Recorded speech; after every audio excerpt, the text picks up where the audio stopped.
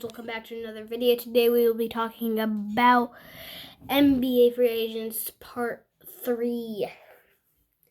We will be talking about another 4-player series. It will be Montrezl Harrell, Bojan Bogdanovic of the Kings, Jordan Clarkson, and Mike Conley. Looking straight into the video. So first off, we will be talking about Montrezl Harrell of the Los Angeles Clippers.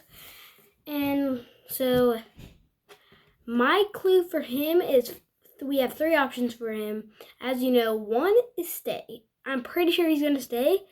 So, yeah, let's go for the first place I think he will land is... Oh, first off, let's get into his stats. He averages 18.9 points, 8.8 rebounds. No, I think 6.9 rebounds. 6.8 rebounds, and there's 3.7 assists. And now his second option to where he will land is the Orlando Magic.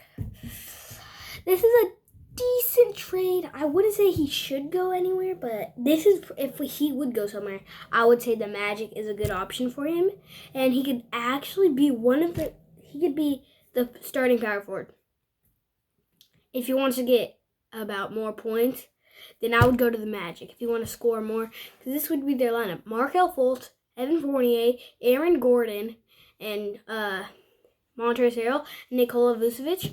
And once they get back into the regular NBA and stuff, Aaron Gordon's probably going to be gone by then. So I would probably just, Jonathan Isaac would play small forward. And Aaron Gordon, I'll talk about that later but he's not a free agent, so who cares about Aaron Gordon right now? It's Montrezl Harrell. This is a good fit for him only because he could work well with the defensive duo of him and Jonathan Isaac. And also he has young guards in Evan Fournier and Markelle Fultz. I wouldn't say Evan Fournier is that young. He's like 28 because he got drafted in 2012 and 2012, and he got drafted by the Denver Nuggets, but that's not who we're talking about.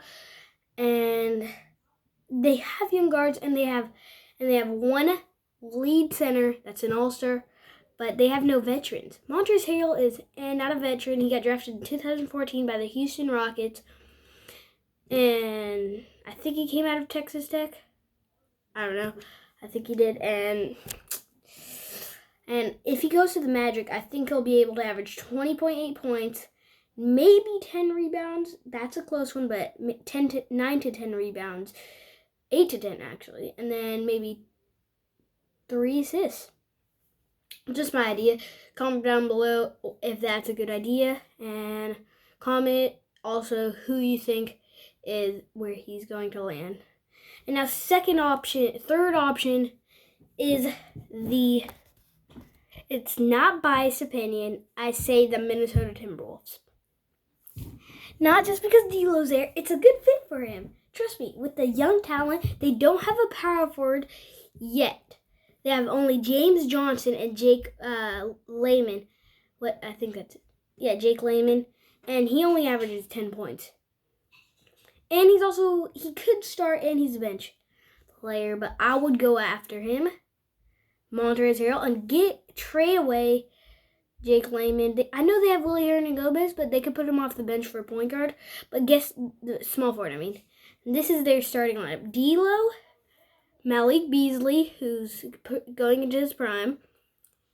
Their small forward, I don't know. I think they could play Josh Okogie, but I don't know. And power forward, Montrezl Harrell and Cat. They have 2 All-Stars on that team that have been an All-Star, and then they get Montrezl. On that team, though, D'Lo will be averaging 23 to 24 points per game. Cat will be averaging 26, and Montrezl could be averaging 21 to 22 points. It's a good fit for him, and that's going to be a monstrous duo. And and he'll also have a passing guard who plays a pick and roll game, D'Lo. Tell me that's not a good fit. And they also have Malik Beasley, who could, you could just pass the ball out to him, and you could rely on him for a lot of stuff. Actually, we're only going to talk about 3 players. So now, let's get into Jordan Clarkson. Bojan Bogdanovic of the Kings. He has 3 options too. Kings and... Okay, this is a good idea, and I say the Bucks. They need a shooting guard. He's a young shooting guard. They have Eric Bledsoe. I know they have Dante DiVincenzo and Wesley Matthews already, but trade away Wesley Matthews because Dante DiVincenzo could be a good role player for them. But they could have Bojan Bogdanovic as shooting guard. They could probably get him for next season if Giannis stays. They'll actually be able to play with Giannis for 1 year unless he stays. I see this is a good trade because they have two all-stars, Giannis and Chris Middleton, and a veteran power forward in Brook Lopez. And they also have a point guard who could pass the ball pretty well but doesn't want to be there. If you guys watch Game of Zones, it's not Game of Thrones. It's a Game of Zones. Go watch that from Bleacher Report on YouTube. And yeah, and Bojan Bogdanovic is one of those good young players, and I just think he needs to get out of the Kings. But if the Kings coach, if Luke Walton learns how to play Bogdanovic and put him at small forward, and they have Buddy Hield playing, he's going to be smart. But if they don't do that, I would prefer to go to the Bucks. Third option is the San Antonio Spurs. They have a good fit in LaMarcus Aldridge, and I said DeMar DeRozan is going to leave, and they get Andre Drummond. Good fit. They have DeJounte Murray, a defensive point guard, and they have Derek White, Brian Forbes, and Patty Mills, and they have a lot of all-stars. They don't have that much all-stars, but they have a veteran in Patty Mills who's been to finals. Yeah. Next, let's move on to the last and final player. Jordan Clarkson. There's 3 options. All of these players can stay or leave. I say stay as his second option. Leave as his first option. And he has 3 options. Second option is to stay. I say first option is to go to his first option is the Washington Wizards. I know they're getting a lot of good players, but they need some bigs. And they also get a guard, but I'm not talking about bigs right now. I know that sounds weird, but I need to talk about Jordan Clarkson. First option is Washington Wizards. It's a good option. He can play alongside another veteran in John Wall, who he got to play with Kobe Bryant. Jordan Clarkson got to play with Kobe Bryant and LeBron.